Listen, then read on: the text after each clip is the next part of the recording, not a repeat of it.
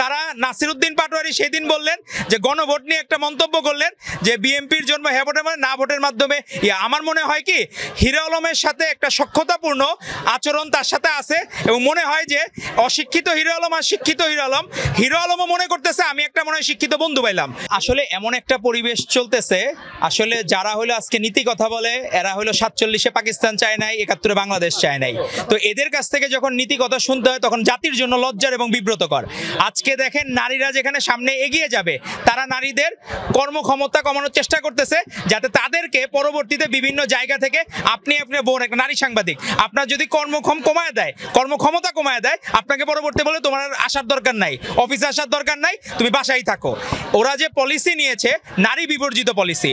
অপরদিকে দেখেন আমাদের ভারপ্রাপ্ত চেয়ারম্যান জনাব তারেক রহমান প্রত্যেকটি নারীর নিরাপদ কর্মস্থল নিশ্চিত করার জন্য ডে কেয়ার সেন্টারের প্রস্তাব দিয়েছেন এবং প্রত্যেকটা জায়গায় বিশ্ববিদ্যালয় থেকে শুরু করে অফিসে ডে কেয়ার সেন্টার বাধ্যতামূলকভাবে উনি চাচ্ছেন। এবং উনি কেন চাচ্ছেন? যাতে নারীরা সামনে এগিয়ে আসতে পারে। নারীরা কোনোদিন কি সিইও হওয়ার স্বপ্ন দেখবে না? নারীরা মন্ত্রী হওয়ার স্বপ্ন দেখবে না? এমপি হওয়ার স্বপ্ন দেখবে না? তারা অবশ্যই স্বপ্ন দেখবে। সেই স্বপ্নের সারথি হচ্ছেন আমাদের ভারপ্রাপ্ত চেয়ারম্যান জনাব তারেক রহমান। উনি সেই স্বপ্ন দেখাতে চান। আরেকটি বিষয় না বললেই না, আমাদের রাজনীতিতে নতুন নতুন শিক্ষিত হিরো আলমের আবির্ভাব হচ্ছে হুট করে। তারা নাসিরউদ্দিন পাটোয়ারি সেদিন বললেন যে গণভোট নিয়ে একটা মন্তব্য করলেন যে বিএনপির জন্ম হ্যাঁ ভোটের মানে না ভোটের মাধ্যমে।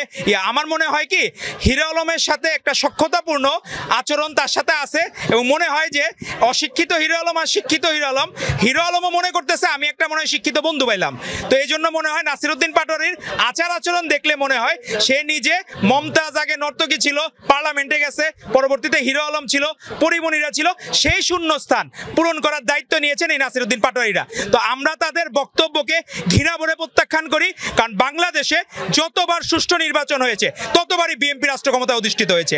এবং আজকে এই কুষ্টিয়ার মিরপুর উপজেলা থেকে আমরা বলতে চাই সারা বাংলাদেশে যত ভালো উদ্যোগ হচ্ছে, ছাত্র দলের ব্যাপারে প্রত্যেক ক্যাম্পাসে আমি আমাদের ভাই বোনদের প্রশ্ন করেছিলাম তারা কি কোনো অন্যায় দেখেছে কিনা, ছাত্র দলের কোনো নেতৃবৃন্দ তাকে হ্যারাস করে গেছে কিনা। তারা বলেছে ন্যূনতম 5ই আগস্টের পরে ছাত্র দলের একজন ভাই একজন বোন তাদেরকে হ্যারাস করে নাই। তো এটাই আমাদের প্রাপ্তি। ছাত্র দল ভারপ্রাপ্ত চেয়ারম্যান জনাব তারেক রহমানের দিক নির্দেশনা অনুযায়ী সারা বাংলাদেশের মানুষের হৃদয় জয় করবে এবং সাধারণ শিক্ষার্থীদের মন জয় করে আগামী নির্বাচনে বিএনপিকে রাষ্ট্র ক্ষমতায় আসার জন্য সর্বোচ্চ চেষ্টা করে যাবে এবং আগামীর প্রধানমন্ত্রী হবেন আমাদের ভারপ্রাপ্ত চেয়ারম্যান জনাব তারেক রহমান। সংশয়টা হচ্ছে কি যাদের ভোট ব্যাংক নাই, ওই যে একটা আছে না, প্রবাদ আছে না যে খালি কলসি বাজে বেশি, ভরা কলসি বাজে না, রূপ নাই তার সাজন বেশি, রূপের মাইয়া সাজে না। তো এখন যাদের ভোট ব্যাংক নাই তারাই চাচ্ছে নির্বাচনকে দীর্ঘায়িত করার জন্য এবং তারা চাচ্ছে মনে হচ্ছে যে একটু বেশি সময় পাইলে তাদের ভোট ব্যাংক বাড়বে, কিন্তু তাদের ভোট ব্যাংক কোনোদিন 6 থেকে 7% বেশি বাড়ে নাই। আর যারা স্বপ্ন দেখতেছে আমার মনে হয় তারা বিরোধী দল হওয়ার জন্য স্বপ্ন দেখতেছে যে 20 সিট পেয়ে বিরোধী দল হবে না 30 সিট পেয়ে বিরোধী দল হবে, ওই স্বপ্ন তারা দেখতেছে।